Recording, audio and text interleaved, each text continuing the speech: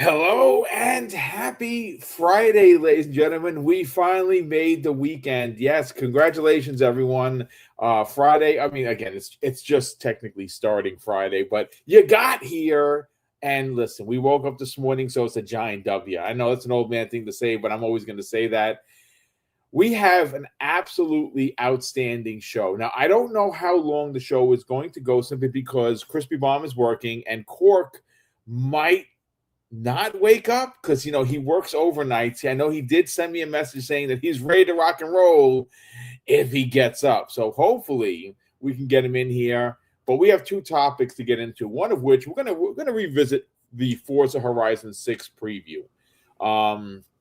And the reason why I want to revisit is because we have, the Forza Horizon expert right here on the panel, ladies and gentlemen, who, by the way, just did his No Hezi video, which we will drop into the chat and encourage everyone to check out. Because, again, if there's anybody you want on your panel that knows about cars, it's this man right here. And look, I was just saying this to Fuzzy. I might sound like an Asha fanboy, but my God, what she has been able to do in the 6 weeks plus, and we're going to forget all of that. We're just going to focus on what she's done this week and some of the stories that have been written about what her and her newly formed team are doing to not only bring, listen to fan feedback, but they have already hit the ground running with the achievements. And that's something that we've all been asking for. And now it launched. It's in preview, sure, and it's eventually going to get to everyone. But I mean, it's a big feature that a lot of people have been asking for. We're going to get into it. But Fuzzy Belvedere, good morning, kind sir. How are you? Yes, good morning. Good morning. Glad to be here with you, man. It's been that nice steady news cycle for Xbox these past few weeks. No rakes. It's great to see the energy building as far as within the community and just around the brand in general. And we got a big game dropping here in about 4 weeks, give or take. And we also got the showcase in about another, I guess in about 8 weeks, give or take as well. Yep. But, Xbox is definitely in the news cycle in a great way. Can't say so much for another platform, but yeah, Xbox is doing great. And yeah, this new leadership might be onto something. Like you said, they hit the ground running already. So let's see what it's like once we get to the showcase and what surprises they may have for us there as well. Yeah, shout out to thanks everybody. My mic was off. I had an update with my PC right before we went live, which I'm always nervous about, and I didn't check the mic settings. I should sound normal now because I'm on the Yeti mic settings. I don't even know what setting I was on. I've never even seen that setting before. Let me tell you something. This is why I don't video game on PC, because every time you get an update, and listen, I'm not going to sit in and lie to you, say that I wasn't just playing some games, some for Chivos and trying to get my million gamer score right before the show went live. Yes, I was playing like 3 games this morning, as a matter of fact, because I'm just having a lot of fun chasing the Chivos. But I did not check my mic settings after. But folks, how do I sound now? Do I sound like the normal Boom and not the weirdo Boom? Because nobody likes that guy, that's for sure. But yes, but blame the software, not the PC. I don't know so much about that Music 72. I love my PC. I know it inside and out. And that sounds kind of weird, but it's true. But my God, every time I get a Windows update, it messes with my settings. If it's not the light in front of me, it's the camera. If it's not the camera, it's 10 out of 10 times it's the mic. It's frustrating. But again, thankfully, I didn't get into a topic with the weirdo Boom mic sounding person. Now we're going to get into the actual show. But you know what? Look, Chat and Fuzzy, something happened this week with Forza Horizon 6, and that was the previews were put out there by many people in the content creation community that we all know and love. Some videos were excellent. Others, not so much. Now, look, we don't do the names thing here because, one, I don't really like to comment on other people's work because it's their work. It's not mine work. And I'm sure people comment on mine all the time, and that's perfectly fine. But Fuzzy, I have an article in front of me from one of my favorite sources to get news from, and that is purexbox.com. and it was written by Ben Carey, another journalist that I happen to really like the way that they write up their material. Well, in its header, it says preview. We've played Forza Horizon 6, and it's potentially the best entry to date. All roads lead to Japan. So I'm going to read a little bit from the article because, look, like Fuzzy said to open, we are only a couple of weeks away from Forza Horizon 6. I've said this before, and I will reiterate it again, chat and Fuzzy. I think it's going to be one of the, not the biggest, but one of the biggest games of 2026. I think it's going to be one of the biggest games from Xbox Game Studios, and it really is going to showcase how freaking amazing Playground Games is. Now, granted, in some of the previews that I saw, there was some criticism about it looking similar to Forza Horizon 5 or 4. Folks, I'm here to tell you, my understanding, at least for me in life, is if it ain't broke, you don't really fix it. Tweak it, sure. Make it better, absolutely. But Forza Horizon, I think it has to look like Forza Horizon, because I think a lot of people in this chat, including Fuzzy Belvedere on this panel, would have been pretty pissed off if they tried to make this look like Need for Speed Underground, which it's not. It's Forza Horizon. And Forza Horizon has a look and a feel. And from what I have personally seen, and I've watched a ton of coverage on this thing, it looks like exactly what I have been hoping for or would have wanted. It's Forza Horizon in Japan. Check, check. Yes, please. Let's get the F out of Dodge. So let me read a little bit from this article, and then we're going to bring Fuzzy and get his hot take, because I know he has a lot to say. Well, Ben Carey goes on to say, Forza Horizon has become the quintessential Xbox series over the years. I've loved my time with almost every entry, from all the way back with Forza Horizons Colorado to Forza Horizons 4 Take on Great Britain. Pretty much every game has given me the digital road trip I have so often craved. I must admit, though, Forza Horizon 5 was a bit of a dip for me. Open World Mexico just didn't have the stopping power of previous entries in the series. Despite the game around it remaining fantastic, well, he goes on to say, I can safely say that Forza Horizon 6 is remedying pretty much every issue I had with the previous game. Horizon Japan is amazing, and it's real fun. Well, it goes on to say, and a real return to form for developer Playground Games. And it goes on to say, again, folks, I want to read a little bit from the article for context, because it's super important, because it does really break down some of my personal thoughts. He says, how do I know this? Well, I've been taking part in a big Forza Horizon 6 preview in recent days, one that provided the game's full open world to explore, in parentheses, except for its high-level bonus island, alongside a handful of races and events. While those races and events were pretty much as I expected from a Forza Horizon game at this point, the map did surprise me a little bit. This is easily the biggest and most diverse Forza Horizon map to date. I can't wait to get back to it next month. If you too found Forza Horizon 5's map a little empty in places, you've got nothing to worry about with Forza Horizon 6. Let's bring you in, Chris, Fuzzy Belvedere. This is, I know, one of your most anticipated games of the year. There's just no doubt about it. And it's something that I'm going to, record a lot of footage for the podcasts. And this time I'll record just races, not me running around granting signs. Because, of course, people like, I don't know, Music 72 will kind of give it to me a little bit. Pause right there. And shout out to you, Music 72. I'm just jiving.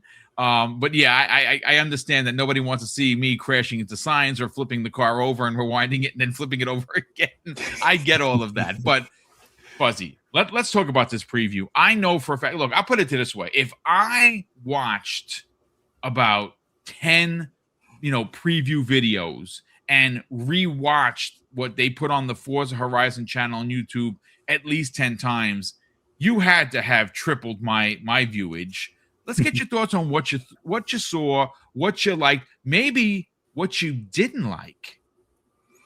Ooh, as far as what I didn't like, that's a tough one, because I think I have the expectation that there will be plenty more cars. Like, there's supposed to be 550 at the start, and we're not going to see all of them. They're going to surprise us with some. And I know there's a lot of people looking for some of the like cult cars, whether it's like an S2000 Club Edition or a variety of the different GTRs throughout the generations and things along those lines. I'm pretty sure they have a lot for us that they aren't showing.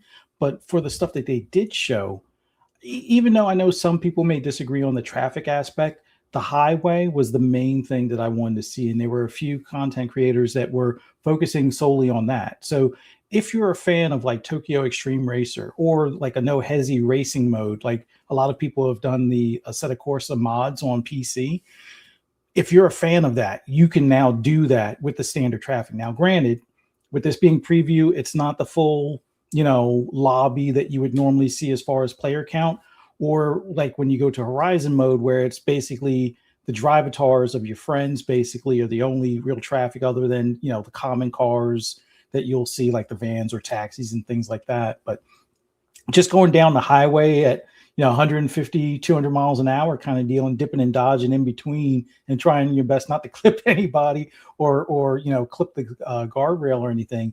That alone could be hours and hours and hours of fun in a day, as far as just doing that stuff.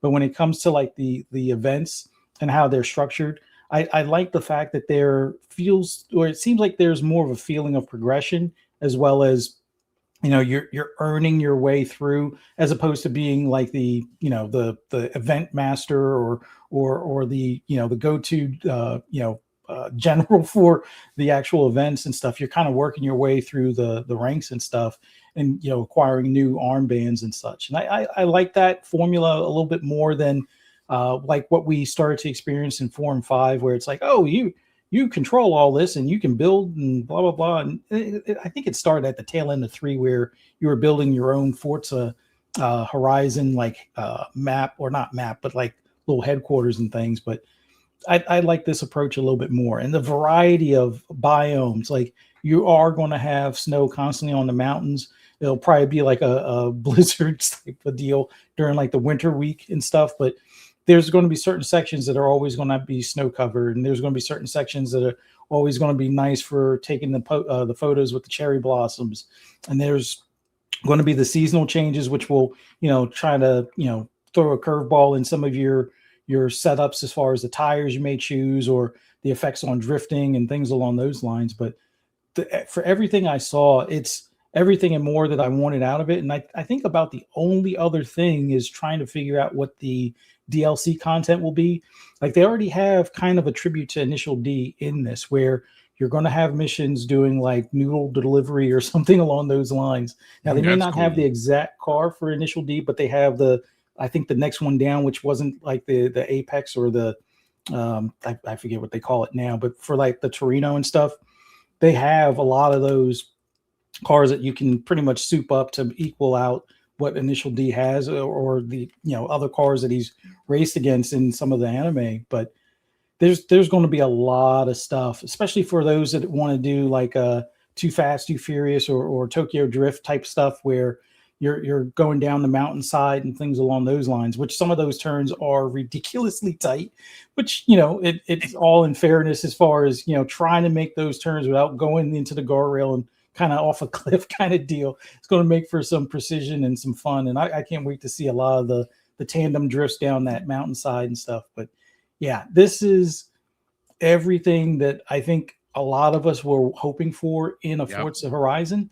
I said this yesterday on Mav's show. I'm like, I don't know what Playground's going to do to convince us to get off of 6 when they come around with 7. Like, and I know a lot of people are like, I'm not even going to think about anything past 6 just yet. But for them, that's going to be the hard part. Like, does Forza Horizon 7 go to Germany where you have the Autobahn next time? Or do you go back to the US and then pick a state like Florida where you have like a lot of real circuit tracks and things like that and road course tracks, or Texas or California where you have a wide variety of different biomes as well?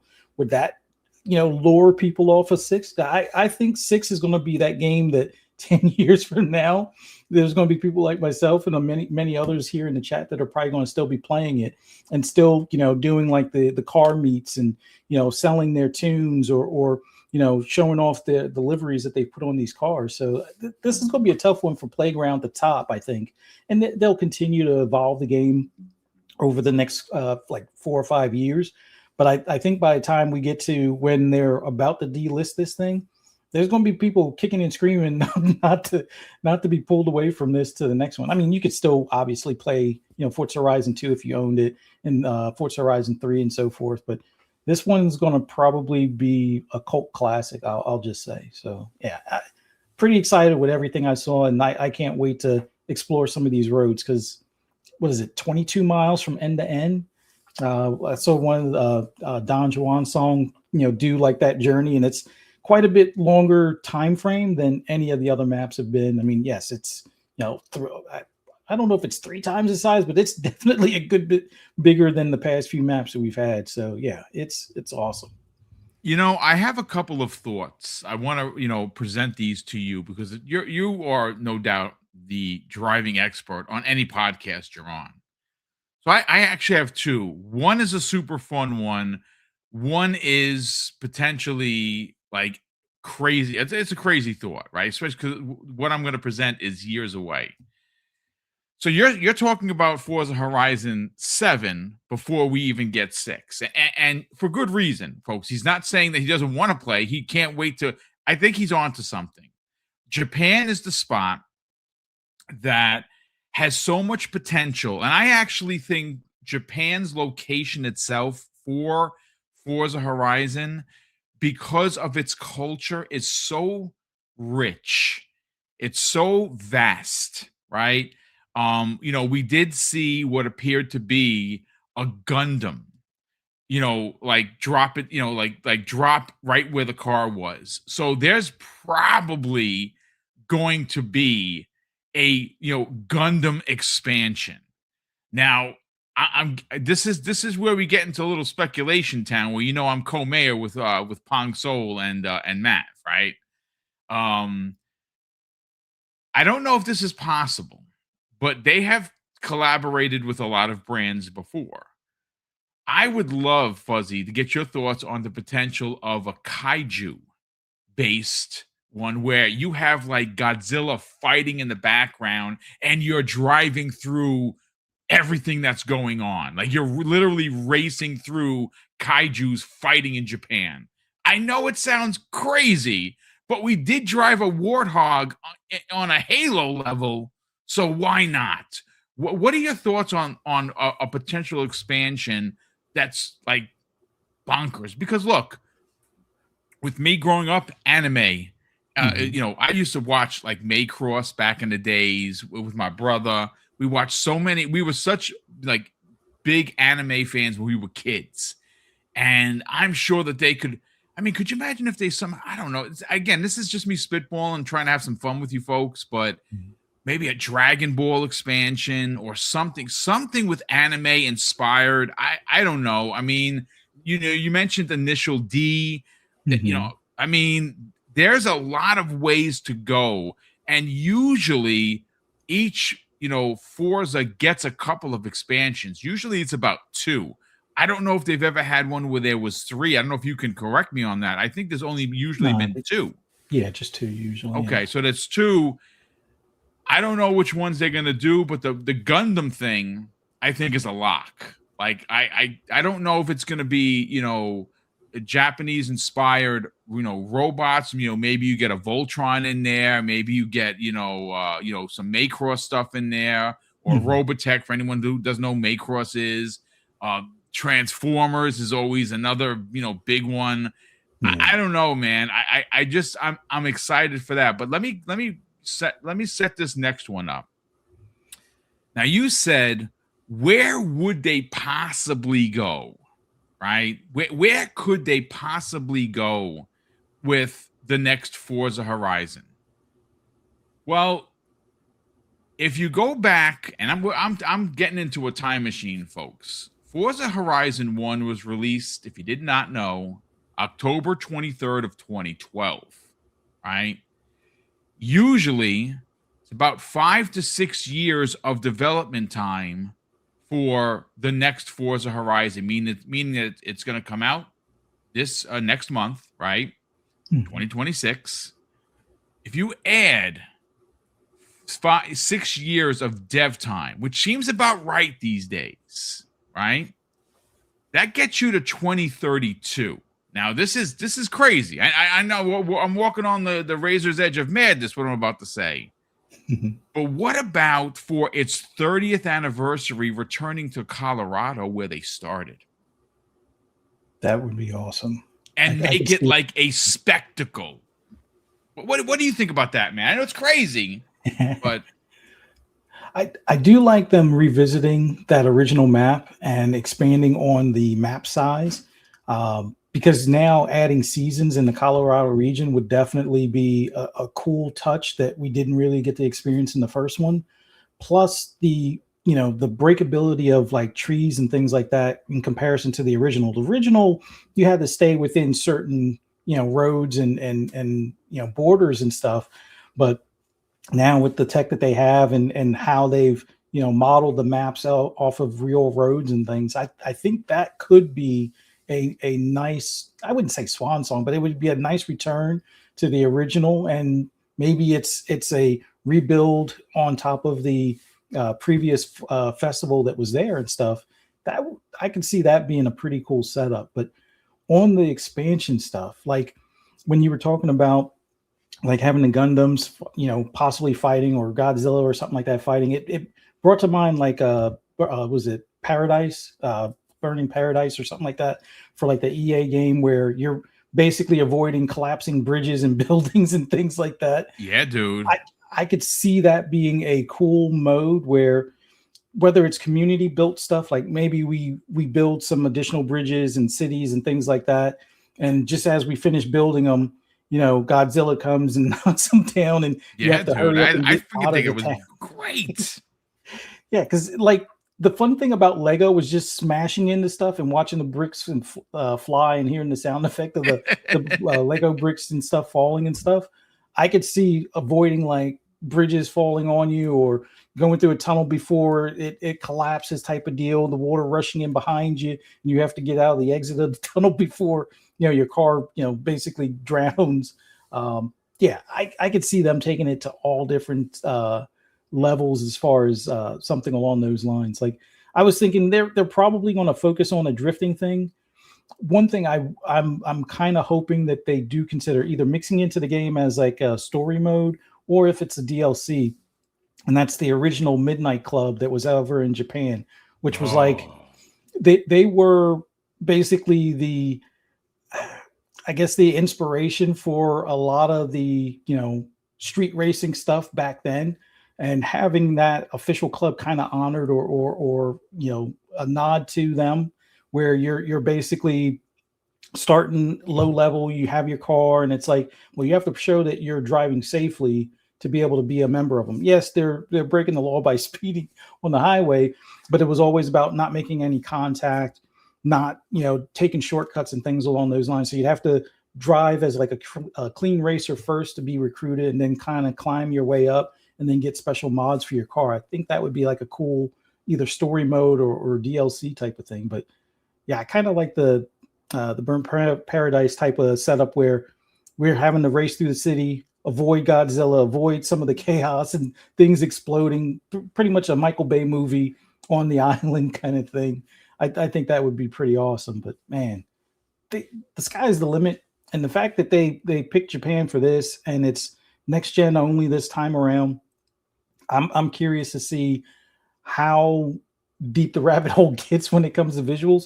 I know some of the visuals were showing like the quality mode 30 FPS, and I know some people are worried if they'll have a 60 FPS. Of course, they're gonna have a 60 FPS. Yeah. I mean, come on, man. Like I saw some. Again, no criticism to people's videos, but that was a pretty crappy nitpick. Knowing that this is just a preview, all the other games had 60 FPS modes, so why wouldn't this one? I don't know. And I think that's the main reason why they focus on next gen. Like, to put this on the Xbox One and not knocking the Xbox One, I think it would have taken away from some of the freedom or some of the level of detail that they could put into this. And there's a lot of like small touches that you'll probably notice if you've played from the external view quite a bit on previous ones. They've adjusted the way the lights glow out of the taillights, because they talked about how the lenses for the headlights and the taillights, they've gone to a more realistic detail where you'll see some of that prism-like coloration for like the headlight lenses. They've gone to like having a more diffuse taillight. So like, just like your reflectors on your taillights have like those ridges on the inside to kind of, diffuse the light.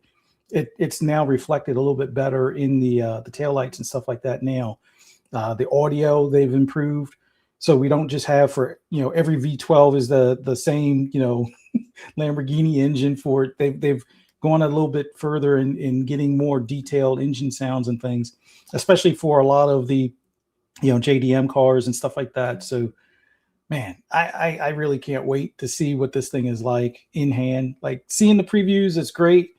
Little jelly of those that got early access, but hey, it's one of those things where I know now they've definitely been listening to us over the years with a lot of things that they've updated and kind of put into this, and they'll continue to do so with updates, just like what they did with Forza Horizon 5. Like Forza Horizon 5, from the day it launched to the way it is today, there's a good bit of updates and changes that help with, especially on the creative side of things, where you can build your own tracks with a lot more props and settings and things that make it look like totally different regions. Like, sure, you can, have it where it's based just on like some of the locations in Mexico, but you can build your own ice rink or snow mountain board and things like that. And even some people have built some of like the mountainside roads in Forza Horizon 5 in the creative mode, kind of like what we'll probably see, although it'll be a much better detail in 6. But some people were like so antsy to get to those types of roads, they went and built them in 4 or in 5. And I can't wait to see the level of stuff that people will be able to build with 6, knowing that now you can even do like community builds as opposed to trying to build everything solo and spending hours, placing each tree and each guardrail and stuff like that. Now you can have it where somebody can be like, hey, I'll focus on the signs and guardrails. You focus on the jumps. You focus on like the stands and the the audience around the track and stuff like that, or some of the obstacles. It's going to be amazing. So, yeah, was it May 15th? I think for early access can't come soon enough. Yeah, but yeah, it's awesome to see all of the things that we got to see, and I can't wait to find some new stuff that they're kind of holding to the vest until the release or the launch of the game. Yeah, I think when this releases, it's going to be exactly what we were hoping. It's going to be perfect. The previews went out because they're previews. I didn't expect everything. And again, first of all, these previews, and again, I'm not defending it. If I didn't get the preview, unfortunately, I'm not on that list yet. Maybe one day. That's perfectly fine. I do hope I will be able to review it. That's my hope. Yeah, again, to play it early, it would have been awesome, right? I'm not gonna say that I'm not jelly, but like Fuzzy Melvin here, but it's fine. Like, I got a chance to really watch other people's, and it looked like it's just, I'm excited for the game. But real quick, Joe Dunmore in the chat. Joe, great to see you here, brother. Nice. One of the he's been hanging out with us for years. So Joe, thank you so much for hanging out as always. He says Forza Horizon Cannonball Run. Yes, freaking please. Now, you're only if you are an old man do you know what Cannonball. That's Burt Reynolds, bro. Like, come on, we're talking like super early 80s. Was that maybe even the 70s? I don't know, but I know I watched that movie, those 2 movies, as a matter of fact, 100 times each. And that could, I thought it's funny that before I even read Joe's comment, I actually thought about it going back to Colorado and that being the jumping off point for potentially driving through different cities. You know what I'm saying? Maybe like a Cannonball Run type of deal. Maybe you could, like, I mean, I don't know if anybody wants to sit and drive, their car for 7 or 8 hours, 10 hours, but to get from one side of the country to the other. But I think that'd be dope if you could drive to other cities. Now, again, it's just us spitballing here. I thought about it because when he said, they're not going to get people out of Japan. No, they're not. People, as many people that are still playing 5, that it's in Mexico, right? Like I read you the thing. Some people like Mexico was not empty. I can attest Mexico was not empty. That map, if I were to bring it up to you right now, it would be ridiculous. And speaking of maps, I think that I saw someone post, Forza Horizon 4, 5, and 6 together. Isn't 5 isn't 6 like 5 times bigger than even Mexico was? And that's crazy. Mexico was huge, dude. So this is awesome. Downtown area is pretty much like more than a good chunk of the current Mexico map. Just the city. Wow. Just downtown. Just the city. Well, there you go. Now, Korkenstein, if you were wondering why he's not here, he just got up. He's having a cup of coffee. He'll be joining us for the second topic, which we're going to get into in a second. But let me just catch up on Super Chats. Folks, if you enjoyed the opening salvo for the talk on Forza Horizon 6, hit the like button. Share this out in the socials. If you're not already subscribed, see a bunch of new names here. Folks, we're under 250 away from 17K. And that's another big, listen, the more subs that we get, it's nice to say out loud, but the truth of the matter is when we start getting closer to 20, we get close to 25, we get 30, I really have an understanding that we will get into the door in more places. Like we applied for Summer Games Fest play days, and I've never done that. Now, again, I've had my criticisms of Jeff for sure, but I've always talked about him in a manner where I thought was respectful, even though I don't like some of the stuff he's done. At 16,000, we filled out the application. I don't think we're going to get in, right? And that's perfectly fine. I mean, we're still a small channel, but again, the whole point of the conversation is the more subs that we get isn't for me to go out and say, hey, I got more subs from you, because I would never do that. It's going to help us get into the door of things that we are currently kind of held at the velvet line, the velvet rope line. And we'd like to cross that line eventually. And you fine folks can help us get there. But catch up on Super Chats, and then we will get into topic number 2. And we have a new channel member, Silent Cypher, who, of course, will be back next week. Silent Cypher, thank you so much for joining. As always, brother, can't wait to have you back here. And I would imagine that next week is going to be as bombastic as the last couple of weeks, because again, this is, Chad, I know you have to agree with me here. There seems to be a different energy for Xbox in the last 6 to 7 weeks, right? Like I know that I'm not like just making this up. There's a different vibe going on with the game. Now, listen, you're not going to get games media to all of a sudden love Xbox. They're going to be the POSs that we know and hate, right? That's who they are.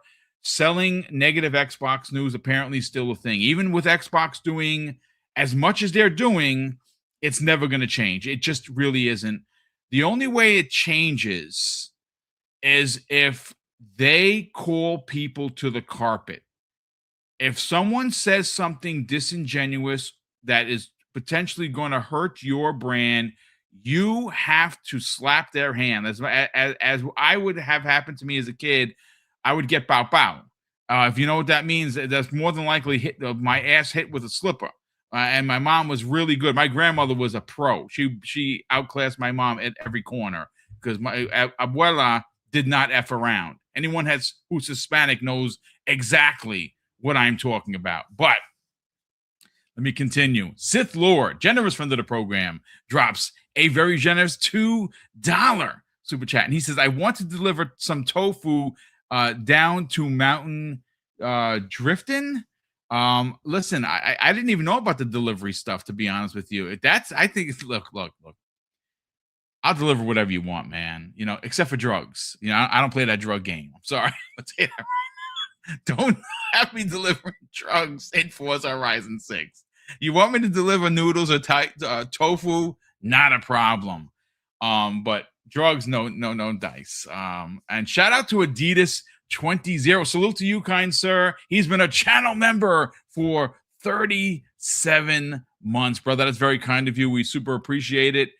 But ladies and gentlemen, chat, Fuzzy Belvedere, and eventually Korkenstein, we got to get into a story that, again, PureXbox.com, who has been just killing the news game as of late. This is by Fraser Gilbert, another journalist that I happen to really like their work. And it goes on to say, Xbox boss reveals new dedicated team focusing on fan feedback. And in the subtext, it says, following the rollout of the new achievement features, which we're going to be breaking down in this segment as well. So let me read a little bit from the article. And this is going to be something that we're going to go back and forth to both Fuzzy and Cork when he gets here, because I have a lot of information in front of me and we can't just blur it out. We're going to have to just, dissect it. Well, Fraser goes on to say in his article, yesterday, we were treated to yet another surprise from Team Xbox when it revealed that the Xbox achievements were getting multiple new improvements. And this is seemingly a result of a, quote, new dedicated team that has been set up by Asha Sharma. Shortly after the achievement features were unveiled, Sharma took to social media to reveal this dedicated team has been created to focus on fan feedback, while also teasing that more achievement features are coming soon. And this is what she had to say. Now, this is her quoting the announcement from the official Xbox Twitter account, where the Xbox account goes on to say, your achievements are getting an update. New animations and icons, hide games from your achievement list, highlight your 100% completed games. Starting with Xbox Insiders today and rolling out to everyone over time. And you can check Xbox Wire for the full details. Well, she goes on to say, we stood up a dedicated team to focus on fan feedback. Here are a few achievement updates rolling out today, more coming soon. Now, why this is important, Fuzzy, is because if you remember when she first took over for Phil, outside of the few amazing things that she did, like literally hit the ground running, she asked for the fan feedback. And, well, we all responded because everyone, potentially, maybe not everybody in the chat, but I certainly did. You certainly did. Many people on the other panels that we work with on a weekly basis went out and said, yeah, we want this. We want this. We would like this. How about this? And a lot of our requests seem to be coming true. Now, one of my requests, which I think exclusivity is something that I'm going to continue to bang the drum on, and I think is going to come back in some form or, in some format. We'll see this June how that looks. But, you saw updates to the console for Series X and S, and they were requests that went all the way back to when Larry Herb was still with Xbox. And they just been kind of sitting on a shelf. So look, again, this is, and you know what? Shout out to Dirk Griggity, because I got a chance this morning to listen to the One Man Dark Man podcast. And I want to say it's probably his best of the year. And he, went out of his way, because there were some people in the chat that every time you have criticism to former leadership, it's somehow equated to us, throwing them under buses. And that is not the truth. He had to go out and say that he's a Phil fan. Well, guess what, folks? I'm a Phil fan.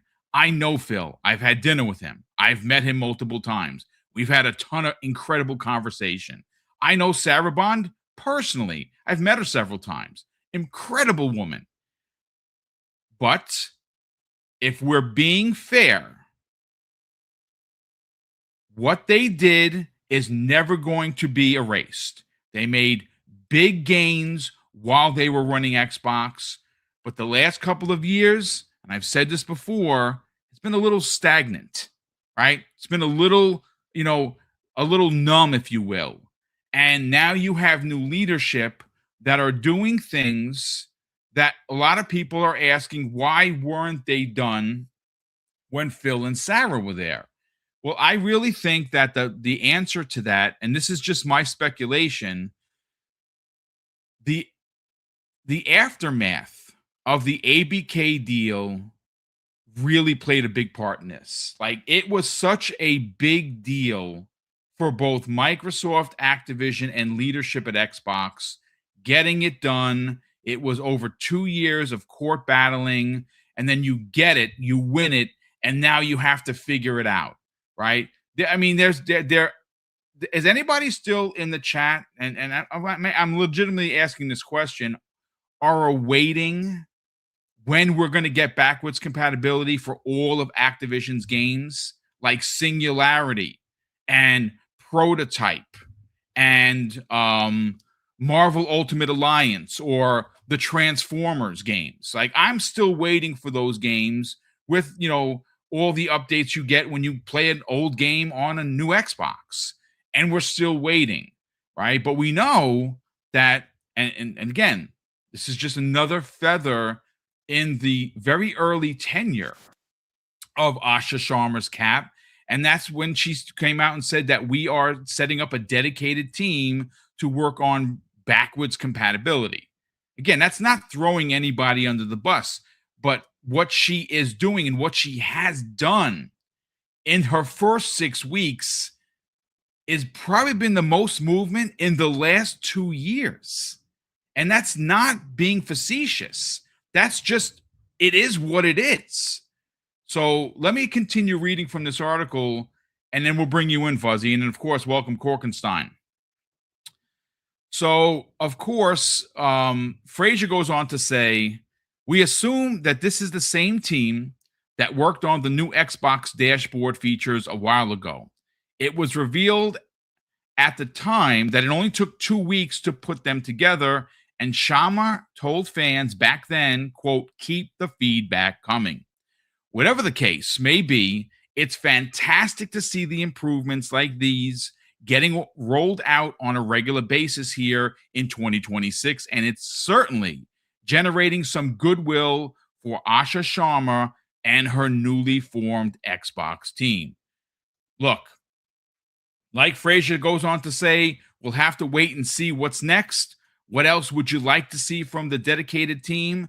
Tell us down below. Well, chat, this is where we're going to get you involved. What do you want? What are you hoping for? Because I still have a lot of hopes and dreams. And you know what? I think she has answered the call. Now, Fuzzy, before I hand you the mic, the one thing I really want to just settle in on is why they picked her specifically. Right? Because there was a lot of real negative feedback on the fact that she came from Instacart. Like, oh my God, Instacart, what does she know? And her, I don't want to say it's her literal claim to fame, but the one thing that her skill set that she is known for in the industry is getting people to use a service. She did that with Instacart. And what it appears to me is she understands that, yes, gaming is different than, shopping, right? Obviously, it's different. It's not a one-to-one. But if you have this skill set and you got people to use this service of Instacart and it became a raging success, whether it's her or her team or everybody included, I don't know. What I can tell you is the moves that she has made in her first 6 weeks as the Xbox lead, this is what she is doing.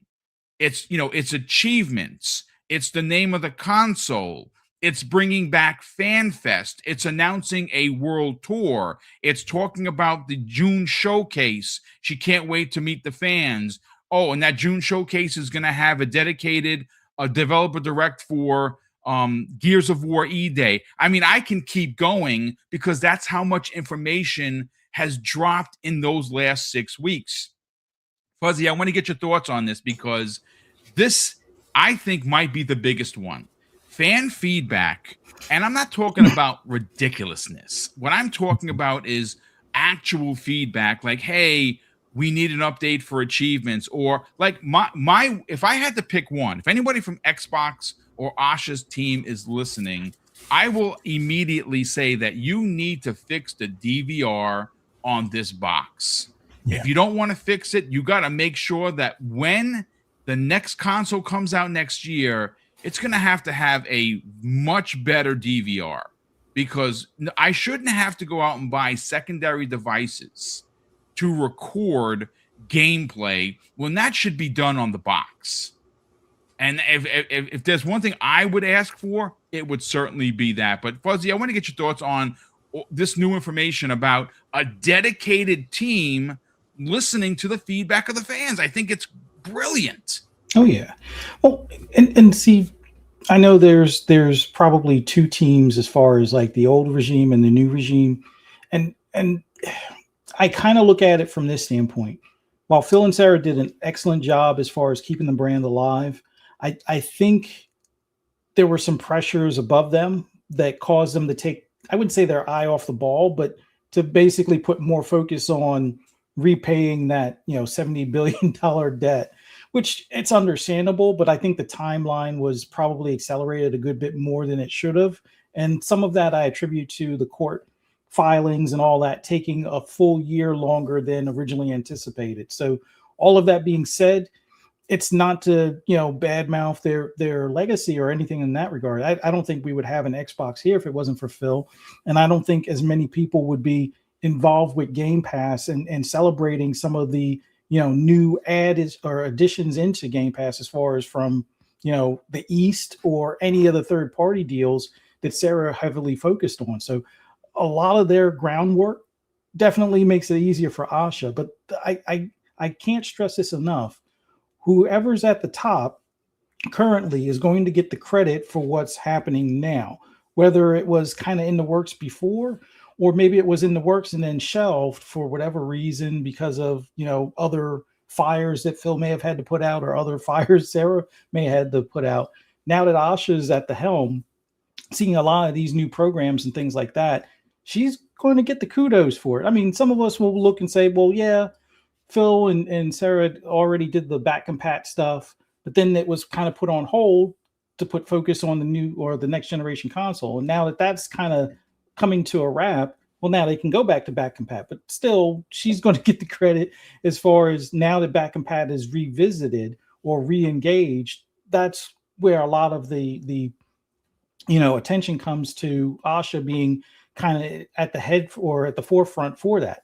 And it could be a number of things that basically these could be the low hanging fruit that would have been if Phil was still in his spot and Sarah was still in her spot, that may have eventually, come to fruition between now and June. But we will never know if that's the case. We just know now that in, I would say, these past 4 or 5 weeks, we've seen a bigger focus in positive news cycle stuff that anytime in the past, whether it's because of the gaming media, and I know Paris is going to probably hate me for saying it, I kind of blame some of the gaming media, not him in particular, but others within that area where it's like, okay, Sony has bad news, and it seems like somebody at Xbox just wants to trip over a rake or something along those lines, and then it becomes more of a focal point, even if it's not a big story, like somebody leaving. I get it. People leave. It's a volatile, industry in some regards, as far as there isn't the real job security that you may see in other realms. But it's like, hey, this person's leaving, even though I won't say they sweep the floor or anything like that, but hey, they're a less important role overall, and we're going to blast it on social media. But hey, well, your favorite platform called Closed 2 Studios. No, crickets, really? That's where we're at now. So there's a lot of that type of stuff, and it seems like Asha has found a way to either limit the, I guess, what would have been bad leaks or the negative stories because it seems like between her and even Stein seems like he has a longer leash than he may have had before. Not to say he's a dog in any way, but we've seen before where it's almost like he would have to kind of bite his tongue. You could tell by maybe a gift that he posted that he doesn't agree with the sentiment from that gaming media article or whatever the case may be. But now he can go, it seems like he can go more toe to toe in responding to the nonsense out there that some within the gaming media will use as either clickbait or more of an intention type of article, even though it may be, partially true, but the spin that they put on it definitely puts everything in a bad light. And it's not even, or in some cases, it's not even a warranted, spin, let's say. But I would say right now, Asha's been controlling the message for Xbox in a way that her and her team are doing a bit better than the previous team, just in the sense of we haven't talked about them stepping on rakes. I mean, there's still that fear that maybe they'll trip on one between now and June or something like that. But it seems like whatever the messaging meetings that they're having are working. Things aren't getting out that shouldn't get out. Like they're ahead of the story, or they're the ones talking about the story, whether it's about the naming of the Helix or about them sending some of the content, or not content, but like clothing and merchandising items to some of the influencers out there. So they're now like laying the seed between now and next gen in a way that we didn't always see. And we'll see if they send the stuff to the people that are disingenuous with their takes on stuff. Like we've seen in the past where Xbox would send out Series X's, and a couple of the people that get them, they would, crap on them just to crap on them kind of thing. Yeah.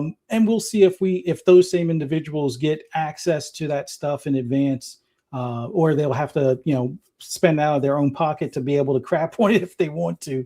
So I think there's a lot better optics, a lot better messaging, a lot better timing, even if these were things that would have, eventually come out, in the way that they're announcing them, in the way they're introducing them to the fans.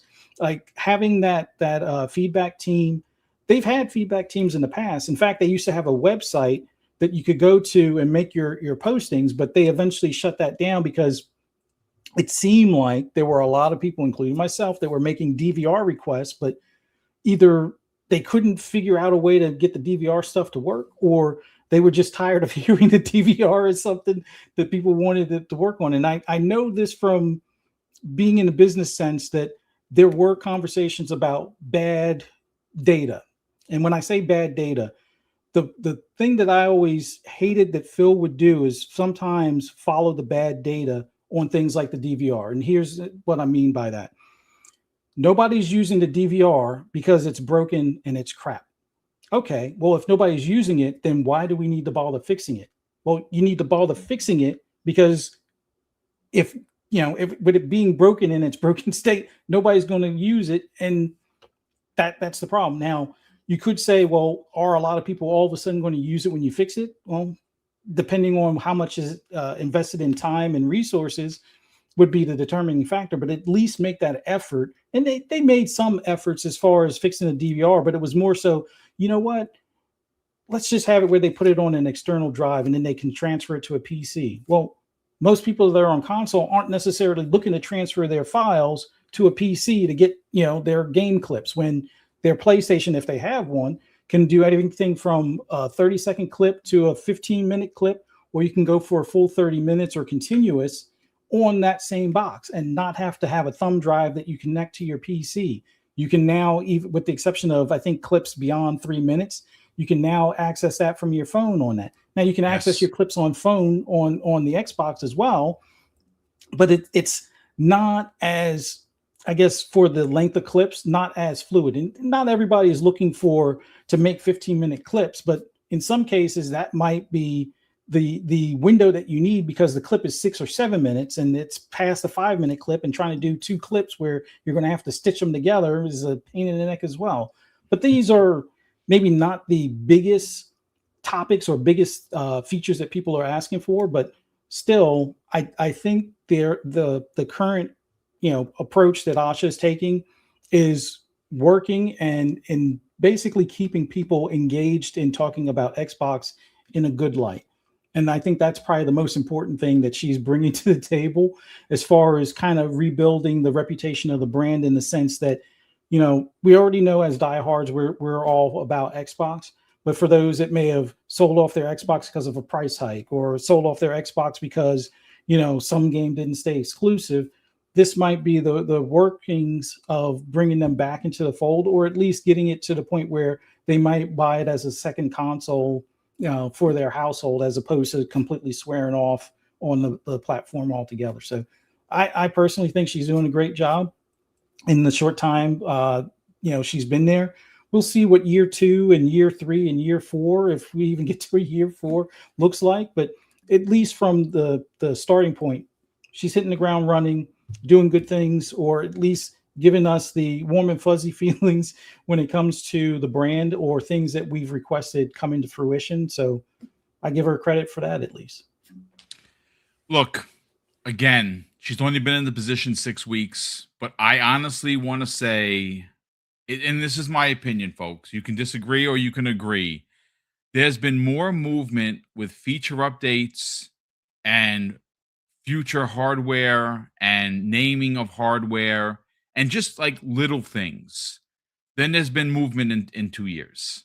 And again, I think Fuzzy really knocked it out of the park, where he says that a lot of the decisions that are happening now might have been decisions that were in play at some point, but were shelved due to the pressures of this rumored and pretty much confirmed 30% that you had to make for the company or else, right? Like that's what we heard. Now, is that true? Well, I don't know. I don't work for Microsoft. What I can say is that it makes a lot of sense, right? Like, they were so concerned on making this 30% because they had to pay back Papa Microsoft for the $80 billion they borrowed for Activision, right? And a lot of us in this chat right now were, cheering this on. And you know what? I mean, honestly, it's great that, Call of Duty, it's still in Game Pass. I don't know what's going to happen. I don't think it's going to move, to be honest with you.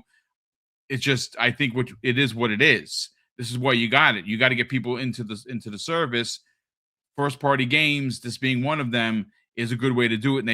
And when you put out a good game, when you put out a Black Ops 6, the numbers, not only selling the game on other consoles, because it is a multi-plat, right? But for Xbox themselves, they saw more engagement, and they made more money from Xbox players than ever before. Black Ops 6, in my opinion, is probably one of the best in the entire series. And the numbers prove it, right? It's one of the best selling in the entire catalog of Call of Duty ever. And I don't know if it's ever going to break. 7 was a bit of a letdown. I still play. Yeah, I'm playing Season 3 right now, and I'm very much enjoying it, but not as much as I enjoyed 6. I don't know why that is, but Corkenstein, what's up, my brother? Good morning. Welcome back, man. We took off last Friday, and I haven't had a chance to talk, but I'm glad you're here, man. We got a lot to cover in regards to not only the achievements getting an update, not only Asha making a dedicated team to hearing and helping and listening to fan feedback. We got a couple of other stories here. Now, I have a story here from Jez Corden of Windows Central, posted 14 hours ago. And it says, Xbox is soliciting ideas for new features directly. Here are the best suggestions so far. Now, let me read a little bit of the article and tell you exactly who is asking for this. Jez goes on to say, it's a renaissance for new Xbox Series X and S and Xbox PC features right now, as Microsoft's gaming department seems to have been unleashed. Xbox engineer Bill Ridman posted on X, what would you like to see? And here again, he wrote about, here are the best suggestions so far. So what Bill goes on to say in his tweet, and his name is Bill Ridman. He goes on to say, we are rocking and rolling on bringing new Xbox console features. What do you all want added? Now, according to the story, Jez Corden goes on to say Xbox already grabbed a few meaningful updates recently. Xbox is getting a, quote, long-awaited Xbox Achievement System overhaul, starting with some smaller improvements. The Xbox Ally also grabbed joystick cursor features too this week, and will get its auto super resolution feature soon too on the Xbox Ally X. Next, he goes on to say, now Xbox engineer Bill Redmond asks users on X for their suggestions on how to further improve the Xbox ecosystem, and I figured I'd round up some of the best suggestions for you to see, and also encourage you to drop your suggestions in the comments below as well. And he requested, I want to read what Jez had to say because it's important. This is a big request I get often from fans, is Xbox Achievement System improvements.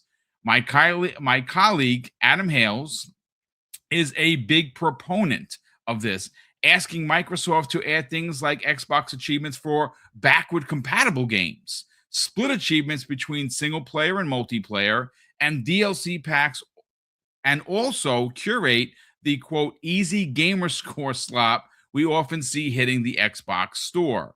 The big one I often get asked for is some sort of PlayStation-like platinum achievement system, which rewards users for fully completing all of a game's available achievements. And apparently that's something that they're really working on, where not only are you going to be able to highlight your favorite achievement or your most valued achievement, but I don't know if it's going to be a platinum, but they are working on something. So again, you weren't here originally, Cork, but you and I have talked about Asha and what she's done so far. And it's safe to say that, you know, we keep using the term hitting the ground running. I think it's safe to say at this point, she's hit the ground sprinting, because what she has done in the first 6 weeks has been more movement than we've seen in 2 years. And again, I said it earlier and I will say it again, because there's going to be somebody in the chat that thinks I'm like throwing people on the buses. First of all, I don't do that. But we have to call it out when we see it. Now, sometimes it's uncomfortable to talk about, and if it is for you, I hear you, but it's not for me, because ultimately I am an Xbox fan first, and I want this brand to go back to the way it used to be in the Xbox 360 days, where it dominated the conversation. And right now, whether you are a troll, a pony, a bot, or someone in the middle, everyone can't stop talking about Xbox. And that means that what she has done is working. It might be a little update here, like the Series X and S got console updates that apparently, I said this with to open up the segment, that go all the way back, ladies and gentlemen, to when Larry Herb was part of Xbox. You know how many years ago that was? And we're just getting that now? Well, don't you want to know why? Because I don't know the answer, but we got it, right? Continued updates to the handhelds. Awesome. Continued updates to the console. Check. We're getting achievement updates. Awesome. I'm trying to get a million gamer score. And yes, some of the slop that Jez talked about, I do play some of those games. Actually, some of them are puzzles, and I really do like them. Because, you know, this old man's brain, you know, you got to keep it moving, right? Just like if you work out, you got to keep it moving. I like to keep my brain moving as well. But with all of that said, I want to get your thoughts on some of the things that not only have happened, but what we're reporting on. Yeah, more than everybody. Yeah, it's pretty cool. I'm liking what she's doing. I'm definitely giving her, her flowers and credit on the execution of all this stuff. Like you said, some of these things were initiatives that I like Fuzzy said as well, that I feel kind of got put on the back burner. And, people can ask like, oh, why didn't Phil do this? Why didn't Sarah do this? And it's like, well, it's a different approach to how they are as leaders and CEOs and presidents and stuff like that. When you're that high up, you focus on a lot of big picture stuff and you entrust people underneath to get the little stuff done. and that's what some of this stuff is. But that's what Ash is kind of really great at, and why she's coming over is user acquisition, user adoption, things like that. And how do you do that? It's things like this. So this is her bread and butter. And it's great that she's focusing on some of this stuff to bring to the Xbox community. I feel like, yeah, you said a lot of it kind of got in the weeds and washed away and stuff like that. A lot of it, I don't know how to put it. I'm still trying to wake up a little bit here as well. I feel like a lot of it kind of got lost with all the acquisition stuff and all of the, like I said, 30% increases, and the business kind of model changed a bit to more business oriented, when Xbox has always been gamer centric and gamer focused. Can I present something to you that you're talking about that I think might explain to the chat? So what you're suggesting is the powers that be, meaning Satya Nadella and Amy Hood, who's the CFO, they had lofty goals, right? And this pressure that you're referring to, okay, I don't want to curse. You ever heard this, the saying, shit rolls downhill? Well, ultimately, that's what this is, right? They want to make money for their investors, and Xbox is a brand that does that. In fact, it's making more money than Windows. That's an absolute fact, right? They wanted their ROI, which is return on investment, right? You've heard that term before. But I think it's safe to say, with giving Phil and Sarah their flowers, that they did the best that they could do with these pressures, right? These pressures to, hey, we want our money, go get it. And a lot of the stuff that Asha's working on is based on fan or consumer retention, right? She's trying to get people to get excited about a brand, a service, and come back to use that service. That's why all these things are working and getting the fan base excited. And to Cork's credit, this is why they hired her. This is what she does. This is her skill set. But sir, please continue. Oh yeah, definitely. And yeah, you got it right. Basically, I think a lot of this stemmed from the corporate aspect of it, and we want to see results and numbers, and to be fair, rightfully so. You don't give your child Xbox, $80 billion to go play with and expect no results. So I could see the reasoning why, but I feel like a lot of the soul of Xbox kind of fell out from that. And this is one thing she said, bringing it back to Xbox.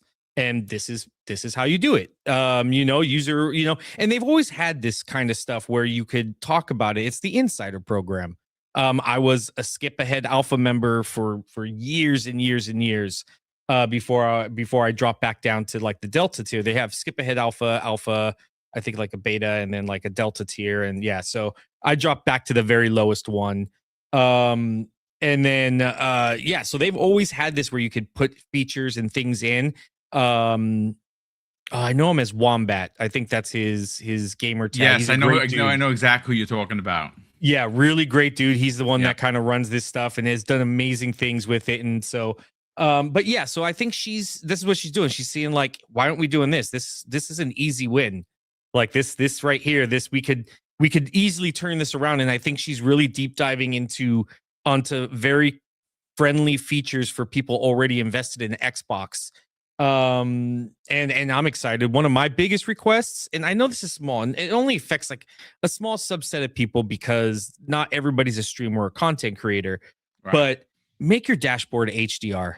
Like, please make your dashboard HDR. It's so frustrating when you're streaming a game. Let me see if I can pull this off on my camera.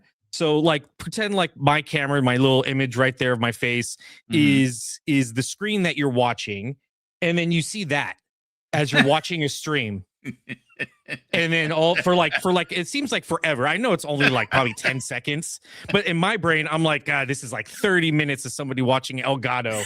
And then it pops back on and like your screen flickers. I know it's so small, but like I would love it's because the dashboard is in HDR. So you're forced to either have to deal with that every single time you boot up a game, or you have to yeah, you're either done with it every time you have to boot up a game, or you don't stream in HDR. So I mean, there's caveats. It sucks that you have to force a consumer into that. And yeah, like, you know, just to stream on your platform, it's I know it's not a big thing. It's a very minor inconvenience to me. I guess this is like the equivalent of like people when they have Android phones and iPhone. Oh, you're the green message bubble. You know, it's like that kind of little small, yeah, tiny like grievance that just seems bigger than what it actually is. So, and of course, Banjo-Kazooie. Bring back Banjo. Come on. I mean, I know it's going to cost some money in the development, so I get why you don't want to waste the millions on it if you feel like it might not reach the consumer you want it to. But that's still my hope. Banjo-Kazooie and HDR dashboard. First of all, I love you even more, man, because you said Banjo-Kazooie. I'll say this. For Banjo Bros. Yes, I think there's like maybe 6 of us in the entire universe.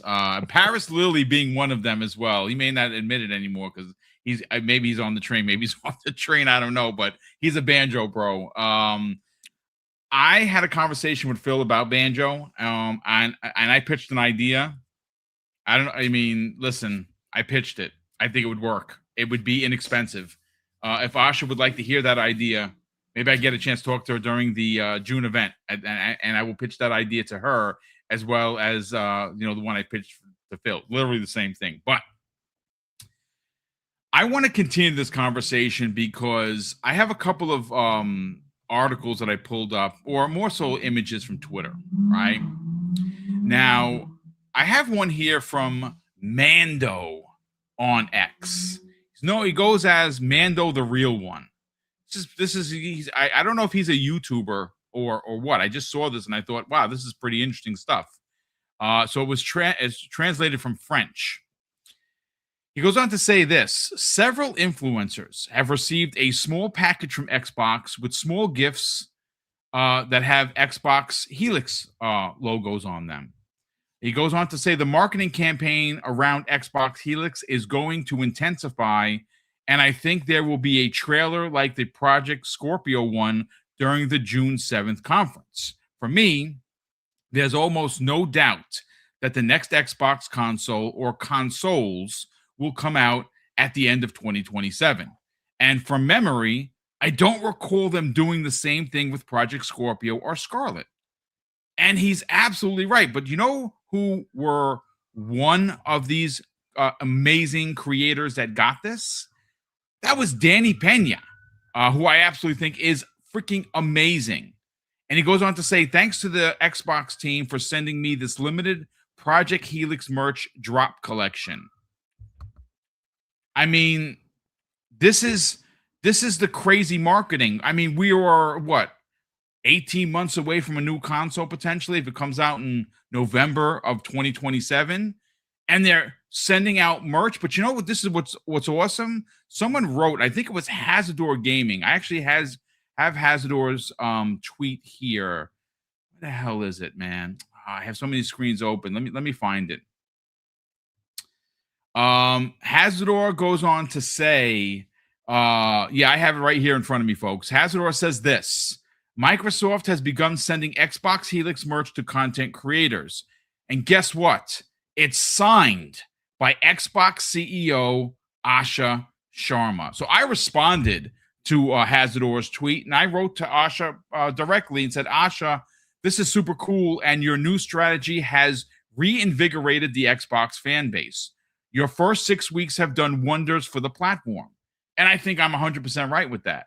Now, look, this might be a small thing. And I will say, if someone's going to ask in the chat, boom, did you get one? I'm not on that list. I don't know what that list is, who makes that list. Look, I'll say this. I don't get controllers. I don't get consoles. but I do get games. I do get a chance to review games. Hopefully I get a chance to review some of the bigger ones this year. I have no complaints. The fact that this channel has been recognized by Xbox in the way that it has and what we've been invited to is just bonkers. Like, we're still so small compared to some other channels that go, like, I'm go to events that a guy like Godfrey and Paris Lily go to. I mean, they are much higher on the food chain than me. I'm talking about a lot higher. They may not say that they are because they're gentlemen, human, right? Human. They're fantastic human beings, but I know where I sit, where the channel sit, and I'm invited to most of these things, which is awesome. So no, I didn't get the Project Helix welcome pack, and I'm okay with that. I mean, if I did get it, believe you me, I'd be taking pictures and showing that to the world because that's dope. But I'm not on that list, and I say yet because the channel's still growing. But Fuzzy, I want to bring you back in. See, this is the kind of stuff I'm talking about. Like, if you just, like I said this yesterday, and I want to say it again, I'm a breadcrumbs guy. I like following the breadcrumbs. I like seeing the work. I like reading and breaking down why we should all be excited as Xbox fans right now. And here's another reason. And like I said, first of all, Danny Pena is a freaking legend. And he is, well, let me just say this. Let me give him his flowers. I've been following Danny for years. Not only is he a gentleman man to meet in person, I met him and his wife, and they're very welcoming people. But this is the guy, if you want to know how to do it, follow that guy's path, because that's how you get it done. He's been in the business for, I want to say 30, but it might be 20. I'll say for safety purposes, 20 plus years, but it's probably way more than that. But I want to bring you in, Fuzzy, and get your thoughts on, again, this is just some of the things that it's the sum of its parts, right? It's here, it's achievements, it's these special Helix packages, it's, listening to the feedback, it's the plan isn't the plan until you know what I'm saying? It's all of those things that should have Xbox gamers excited, and I'm certainly one of them. Yeah. I think little things like this go a long way as far as brand recognition, as well as building hype towards a particular product or the brand in general. And it's like what I was saying earlier, when it comes to controlling the messaging, the handpicked individuals that they sent these kits to aren't some of the same ones that would have gotten kits in the past, where yes, they would have, badmouthed the brand right out of the box. Like, oh, look at this cheap packaging. Oh, look, I can peel the letter H off of Helix. Some individuals in the past would have done some of that foolishness, and previous management seemed to be okay with it, or not necessarily okay, but they didn't, pull back those same graces to those individuals on future events and things. It seemed like they kept rewarding some of those that were acting in bad faith when it came to the brand. So seeing these packages, one, it gets us talking about them, and two, it's starting to build a little bit of that hype cycle towards the Helix console, that maybe we see it in June, or maybe we see it later in the year, or maybe we don't get to see it until just before it's available for pre-order. But it allows them to kind of control the messaging on it. It allows them to build hype for it, because now people are going to be talking about Helix. Oh, you got a Helix t-shirt or a Helix sweatshirt, or you got the package from Xbox. What does it have in that package? And does it give you any, like, the specs or a timeline? And like, all of these questions are going to continue building hype for that product. And I'm a believer in the sense that maybe we get to see what some of these games look like from the Series console to Helix. Not that you want to do that to, make the Series console owners feel bad, but it's like, hey, this is how great this game looks on the Series console. This is what it's going to look like on the next generation. It's going to be, 120. Well, I'm just spitballing here. Don't quote me on this. It'll be 120 frames and ray tracing, and or you can dial it back and do specular highlights and I forget some of the other things, but it's like it just feels like they're now focused on controlling the messaging punching back when they're being hit on some of the nonsense, like, oh, why do controllers still have batteries in 2026? Like, these are the things that, a lot of us would be like, come on, Phil, just say something back, or, like almost like we were poking a stick at them sometimes to kind of hit back at these places, or cut them on the cut them off the list kind of deal. And it didn't seem like that was in his nature. And I know a lot of times he got labeled as Kumbaya Phil and stuff like that.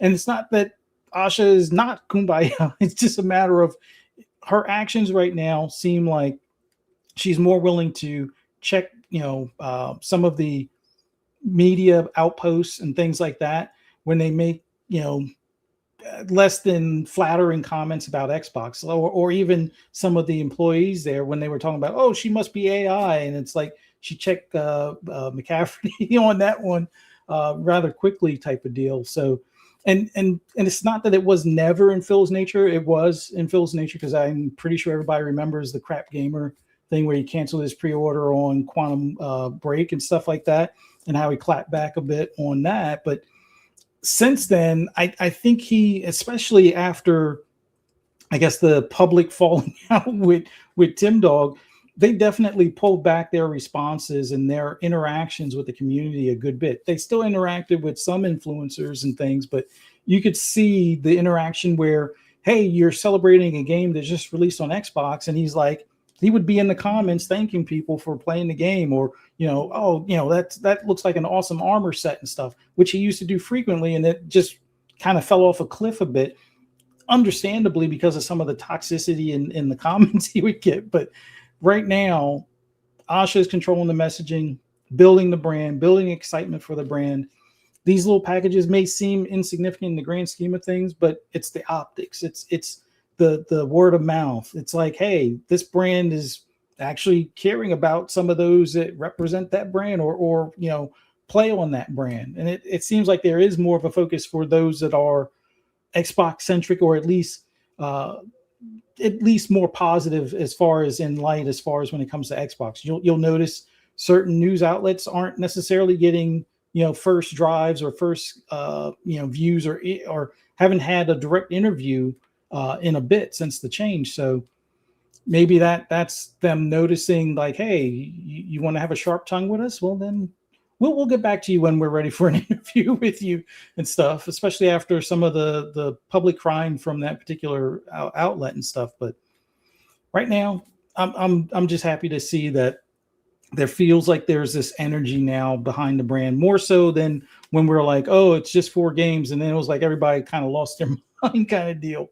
And it just felt like, even though great things were happening in Game Pass, great things were happening as far as, Play Anywhere and stuff like that, it always felt like it was overlooked because, well, gaming media is focusing on layoffs. The gaming media is focusing on these particular cut or closures, and these particular things being discontinued, or this service being cut down, no more clubs on Xbox. And it's like, right now there isn't that negative stuff for them to kind of cherry pick at this point in time. And I like this more positive aggressive Xbox, this cycle right now. I mean, listen, great stuff all around, and I agree with you.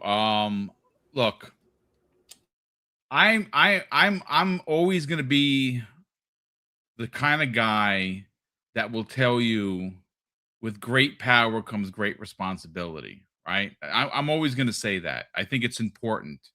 I'm always going to be Captain America, right? That's it's just who I am as a human being. Why am I talking about this? Because I equate it to Phil's nicety about him. He's a gentleman of a man, right? And the way Phil is that's who he is, right? Like, I've always loved what Phil did for Xbox, and in truth, Xbox would not be around if it wasn't for Phil Spencer. That is an absolute fact. That's not even a suggestion. But if there was a criticism that I had for the way Xbox leadership did things, it was not holding, especially Korkenstein, the gaming media accountable. Now, if you are someone in charge of a brand, it is your job to make sure that when people who are disingenuous towards your brand, that are ultimately hurting your brand's reputation, if it's untrue, you have to respond. Now, I'm not saying that Asha should go and fight with everybody, with every form of media, but there are websites that, I mean, literally, they keep the lights on by writing bad pieces and disingenuous takes on Xbox. Well, I'm sorry. In the past, these same sites would be sent Xbox units to review and game codes to review. Why are you rewarding bad behavior? And that seems to have stopped. Now, I don't know if they're going to pick and choose, but I will say that if you wanted to see the fangs, well, Stein has been doing it.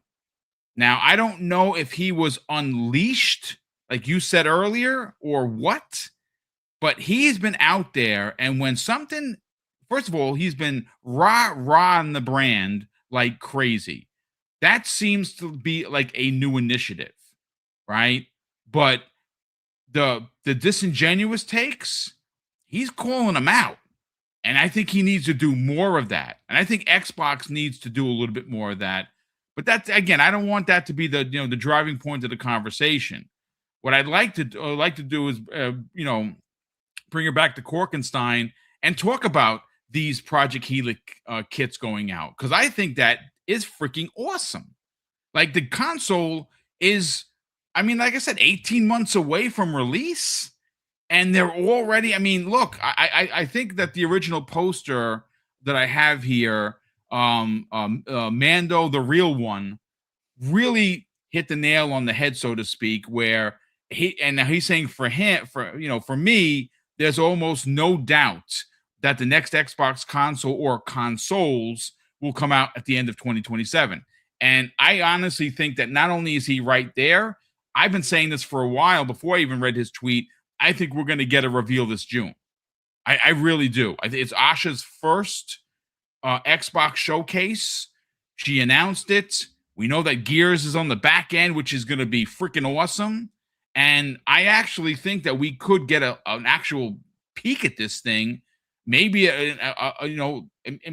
listen, do they show it? I have absolutely no idea. But it would be a really good spot, because guess what? The world is going to be watching. The world is going to be watching because it's Xbox's 25th anniversary. FanFest is brought back. It's Asha's first showcase. I mean, we could get a chance to see what we've all been asking for, and that is the Elite 3. Like, I need that in my life. I have the Elite 2, great, but we need some functionality with 3, and there's a lot of thoughts and theories on that. That's for another podcast. But Korkenstein, let's bring you in, brother, and then we're going to get everyone on out of here. Let's talk about these packages that were sent out to content creators. And like I said, I think Danny Pena is one of the good guys. And I freaking love the fact that he got one. And I love the fact that he shared it on the socials. I want to get your thoughts on this initiative from Asha. Yeah, it's a great way to start the marketing, the hype train for this. I know it's a year out, but if they're looking to do a very extended release of news, of info and news on specs and what this, Helix is going to be, this is a slow drip, of great content. And this is how you get people started. You start seeing people, more notable people out there with, jackets and hoodies and shirts. Oh, what's Project Helix? You get people talking about it. You see it on podcasts. You see it on, when they create content. It's really, really cool. Cool stuff. I might be getting one of these. So awesome, that's kind of the coolest part. I think I told you about that a few weeks ago. Yes. So yeah, this might be arriving at my doorstep. I hope so. It'd be really, really cool to get one of these. Well, you deserve it, because obviously a lot of people don't know about what you do handle the Xbox subreddit, and you have over 1 million subscribers, by the way. Yeah, yeah, we do. We just hit 1 million last year. So yeah, I definitely want to show that off there. And it's not a paid marketing because of the Reddit stuff. I'm not paid to do that. By the way, I have to make that very apparent because Reddit is very adamant about that kind of stuff. I think a lot of this yeah, it's something that is really cool. I want to show it off there. And it's a great way. Like I said, Reddit's a massive platform, especially for Xbox, and I'm glad they're diving into that a little bit more. I absolutely love it. I can't wait to get one of these. These look really, really cool. Like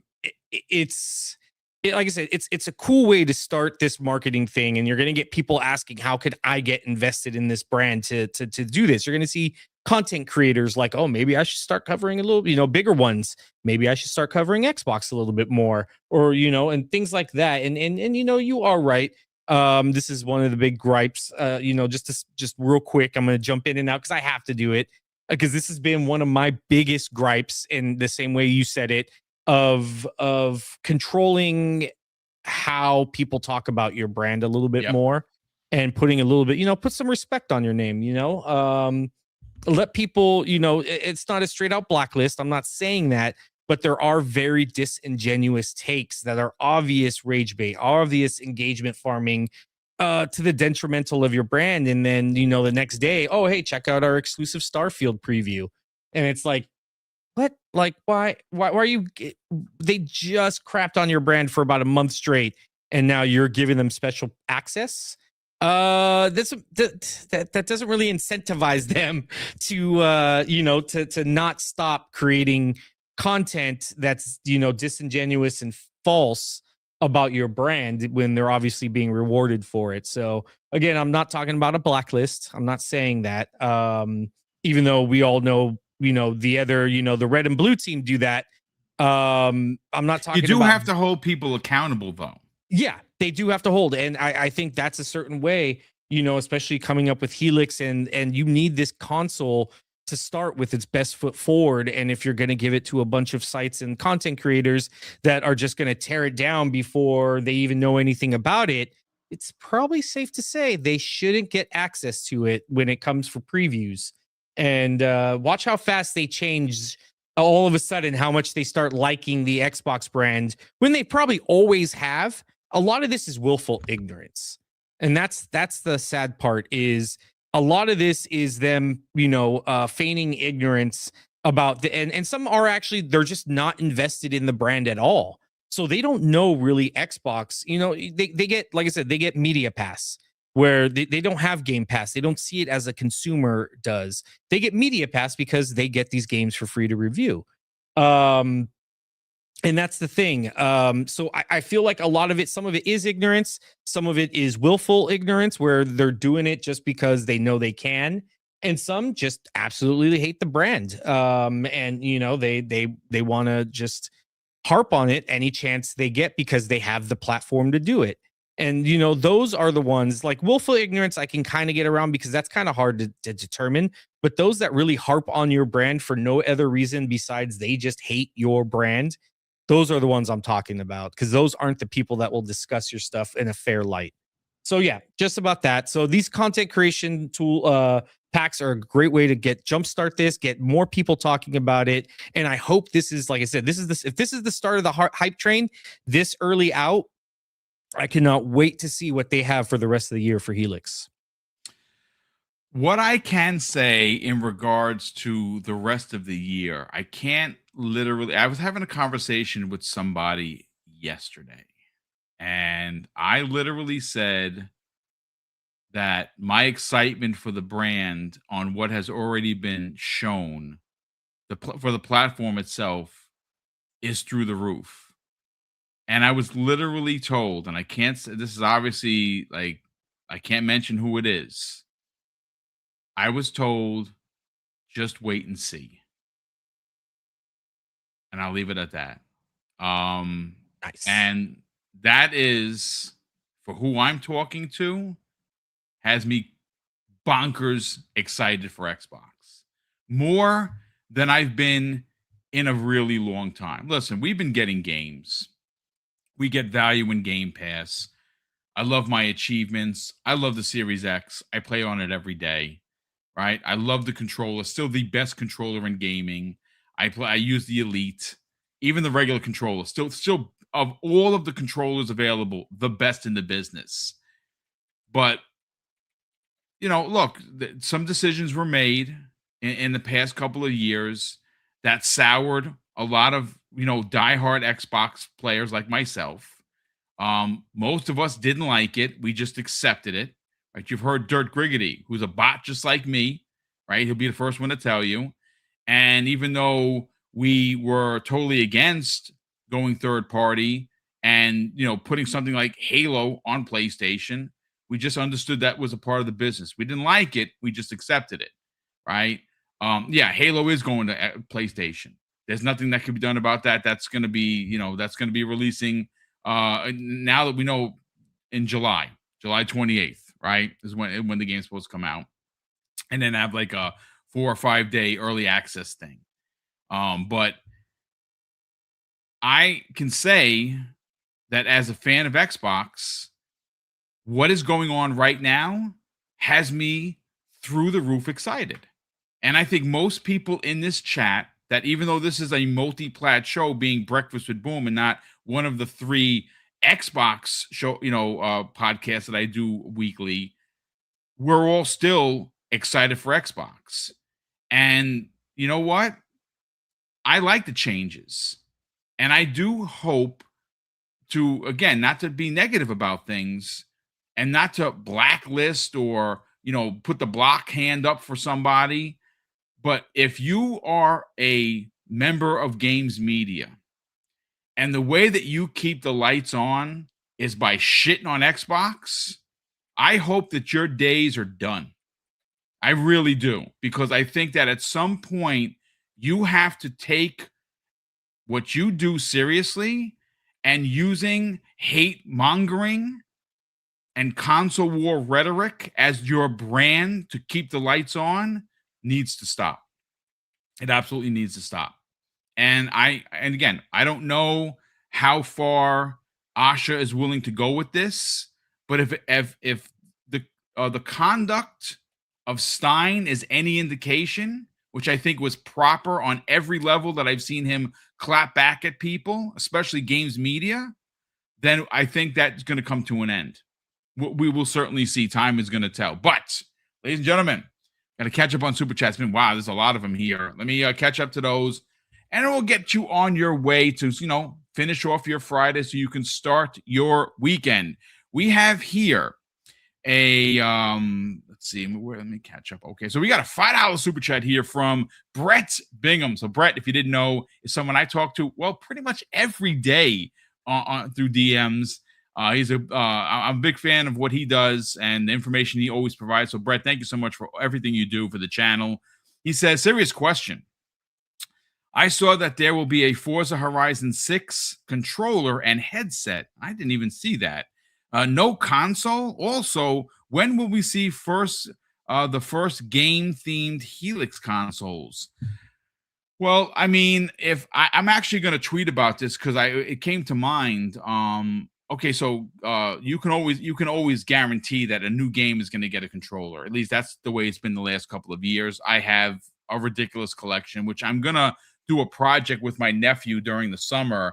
And he's going to help me with it. So not only can he use it for class, but we're going to do it for the YouTube channel where we're going to show off every one of the Xbox controllers that I have. And I have some really incredibly rare ones. I have the Gears of War Elite controller, which is crazy rare and worth about $800 on eBay. That among many others. And I have a couple of special edition ones that you can't find, and I have a couple of ones that were gifted to us, like the G.I. Joe one that was made for me, and the same artist made a Thundercats for Mrs. Boom, and they are freaking awesome because Mrs. Boom is a big Thundercats fan. But yeah, we're gonna do that. Where are the wraps? Like that's not expensive, right? Those aren't expensive to make. I know tariffs and everything, but you should. I mean, if you don't want to do the full on console, which is I'm actually okay with. Of course, I'd love a Forza Horizon 6 console. Of course, I would like a Gears of War or even a Halo Campaign Evolved or a 25th anniversary Xbox console. I'd love all of that. But I don't know about you. I don't have $600 times 5 to spend on consoles. So what I would spend is a $40 wrap that I can simply just wrap on the console, put it there. It looks like the special edition console. When I'm done with that, I can move on to the next one, just like the faceplates. So I'm going to actually tweet about that. I'm actually going to tweet to Asha and see. Hopefully I get a response. But we have a channel member of 48 months by the name of LMNOPO. Thanks so much for the crazy support, brother. He goes on to say, happy Friday, gents and gamers. I am counting the seconds for the super resolution update for the Xbox Ally X coming this month. Exciting times indeed. Yeah, I use that console every day, man. And it is a lot. I mean, listen, I don't play like I wouldn't play a big AAA game on it because I'd rather watch it on my TV. But if I was somewhere or I was like, I couldn't get away from a game, and that happens to me quite often, I'm gonna play on that thing, and it's just awesome. I'm so glad I invested in it. We all have Mac22. Mac, great to see you here, brother. He says, without Phil, this conversation is non-existent, and you are absolutely right in saying so. Phil Spencer did, in fact, literally and figuratively save Xbox. There's no doubting that his leadership is why Xbox is still around. And again, take nothing away from what he's done, but I do like what is happening with Xbox now. Lots of big changes are happening.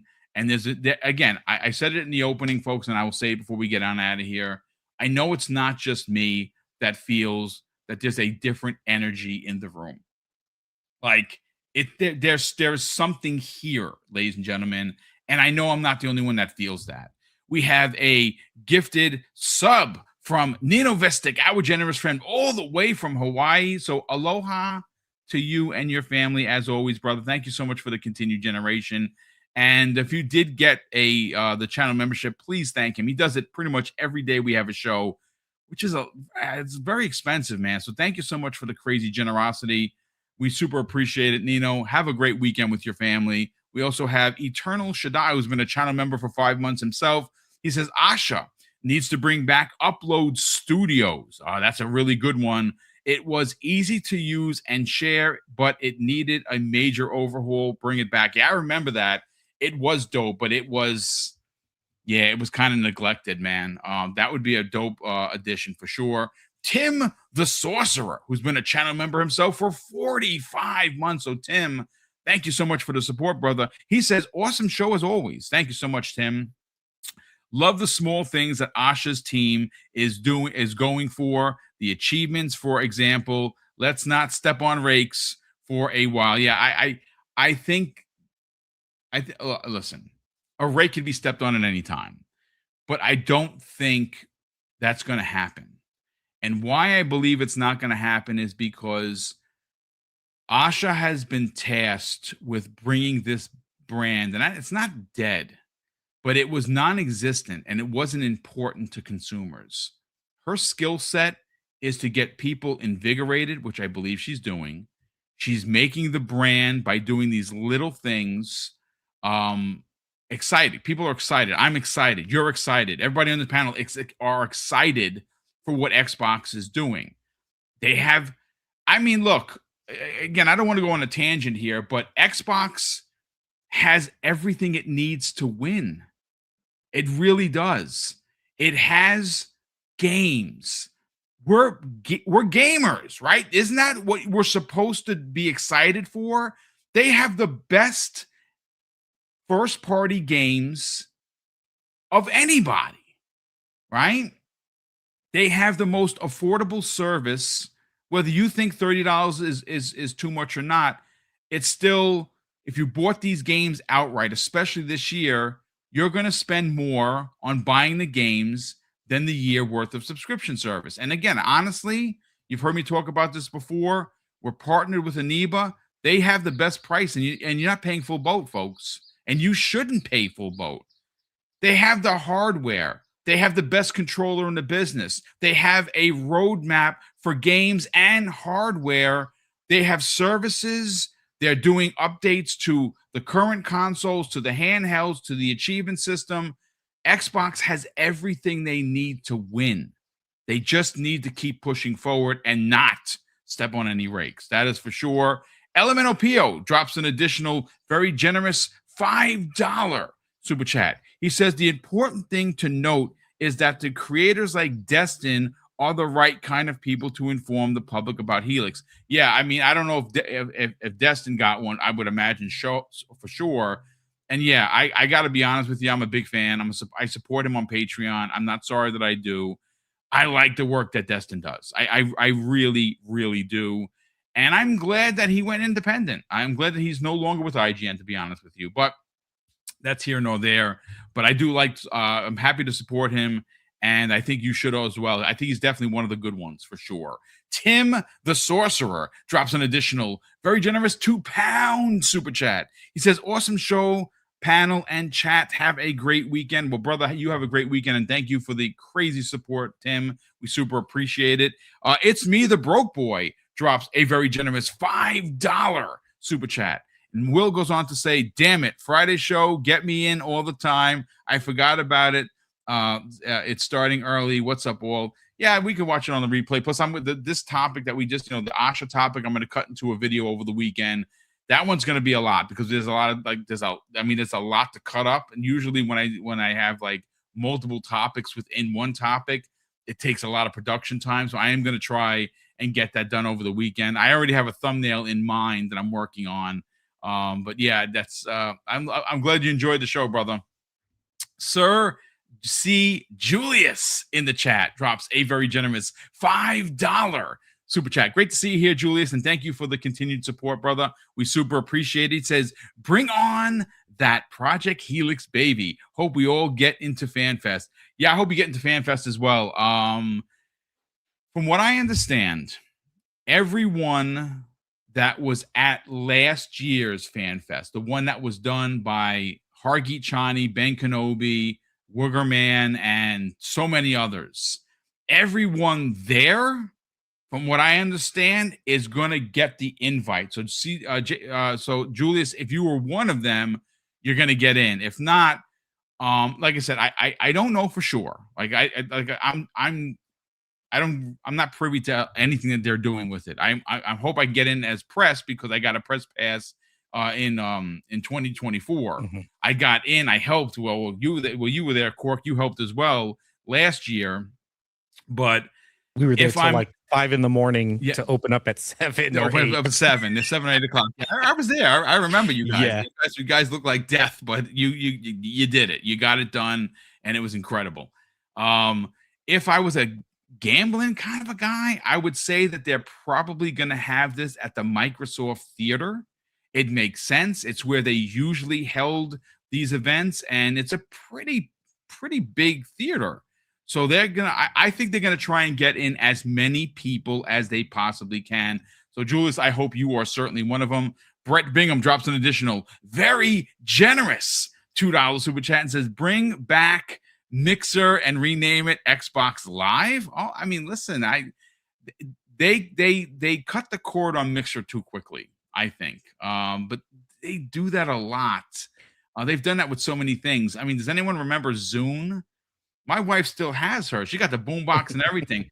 I had and sold. I'm actually sad that I sold it. I had the Halo Zune, and I sold it for a pretty penny. So I didn't lose money on it, but it's probably worth a lot more money now, especially because it's 25th anniversary of Chief. But we also have here someone that we got a chance to hang out with and have dinner with last year.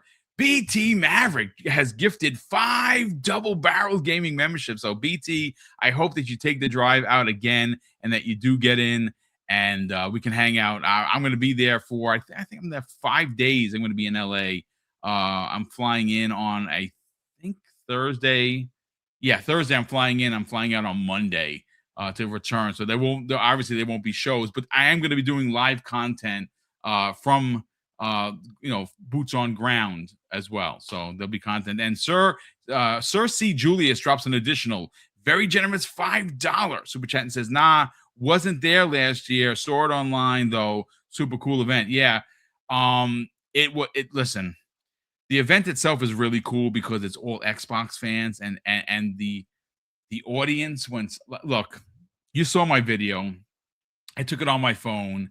I think I got like 28,000 views, and not compared to, of course, Hargi China, which got over 85,000 views. But that, when they showed off Gears of War, and I know that I'm a big nerd. You know, I keep saying this. I get goosebumps with this stuff. Like I'm always going to be a nerd. I don't care. And the being ass in seats for that, with the crew that I was rolling with, I was with the Iron Lords, I was with Ains, I was with so many people, Hargeets. It was awesome, right? Like the whole audience freaking freaked out when we saw Marcus, and I'm hoping for that again. Like I said, I goosebumps from top to bottom. I just love this kind of shit. I'm going to be honest with you, but thank you so much for the additional super chat, brother. And we also have Elemento Pio drops an additional very generous $5 super chat and says, Xbox is a freaking Microsoft company and service. It's damn time they treated as such. Respect the brand Microsoft. I mean, listen, I understand that in the early, the late 80s and the early 90s, it was the boys club and it was run, it wasn't run really well. But Microsoft is not the same company. They do a lot of really charitable work. And look, if you don't like Xbox, if you don't like Microsoft, I don't need to convert you. What I will say to Elamino's point is the fact that if you are a games journalist and you pay the rent and keep the lights on by shitting on Xbox, that's gotta stop. I'm sorry. It just has to stop. And if it's not going to stop and you're going to continue to write, then you're not going to get in the front door. The big gorilla that's going to be standing at the rope line that lets the Xbox in is not going to let you in. And if you try to get in, they're going to punch you in the face. And that's what needs to happen. I'm sorry. Like, I know it's ridiculous, my whole analogy, but the games media has made a living, an absolute living, on shitting on Xbox for years with no repercussions, no pushback, no nothing. And these same D-bags, they get the codes to review games. They get the consoles. Why? Why are you rewarding bad behavior? Stop doing that. And I hope that with new leadership, that shit is over. I'm sorry. That's it. But again, sorry for the curses, but sometimes I get a little crazy and I get a little emotional. It's fine. But listen, let's get everyone out of here. We'll start first with Fuzzy Belvedere. Obviously, you put out a video. Hezzy videos out there. I want people to get over there, not only watch it, subscribe to your channel, so let people know about that. But we also got to talk about the wife's channel, which of course is called Fright Night with Ferocious Fee. Friday evenings, 6 p.m. Eastern Standard Time. And folks, they had a 6-minute movie that's going to be going live soon that they worked on, and I cannot wait to see it myself. Sell the brand, Fuzzy. Where can people not only check out your No Hezzy video and future Forza Horizon videos, but also check out the Mrs. Horror-based podcast? Yeah, as always, love doing this podcast with you, Boom, as well as you, Korkenstein. Love talking about this industry and gaming in general and all the great things we have to look forward to with Xbox, whether it's the showcase, the hardware, one of my favorite games about to release in like 4 weeks with Forza Horizon. Always love discussing it with everyone. Love interacting with those in the chat.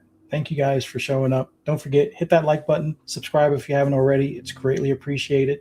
I put the link for my channel as well as my wife's channel in the chat. Definitely keep an eye on my channel for further Forza Horizon 6 content. But if you're a horror fan, definitely check out my wife's channel, Fright Night with Ferocious Fee. The movie of tonight is Stay Alive. If you're a gamer and into horror, you probably already know what Stay Alive is. It's based around a video game where if you die in the game, you die for real. But come hang out with us at 6 p.m. tonight on her channel, and we'll be able to discuss our review or our thoughts on Stay Alive. And you can come just hang out with us because we're probably going to get sidetracked, especially talking about what we filmed last Saturday. Hopefully, we'll have that up on the channel by this time next week. But yeah, nice. Greatly appreciate all the support from everyone in the community. Thank you guys so much. Don't forget, hit that backlog because Game Pass is just being a little bit overwhelming at this point, but definitely tackle it as best you can. And be safe this weekend. Have fun, and hope to see you guys here Monday for Xbox Lunch Break Special. See you then. And you know that I'm already working on it. I think I might have sent you over some stuff as well. Like I said, I work on this channel 7 days a week, and I freaking love it.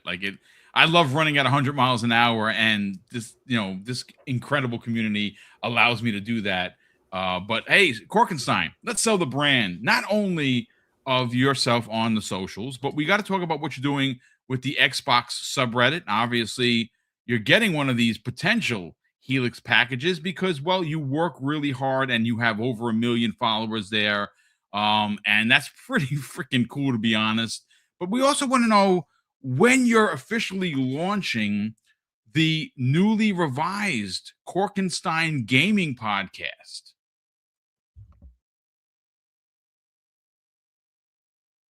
You are muted, sir.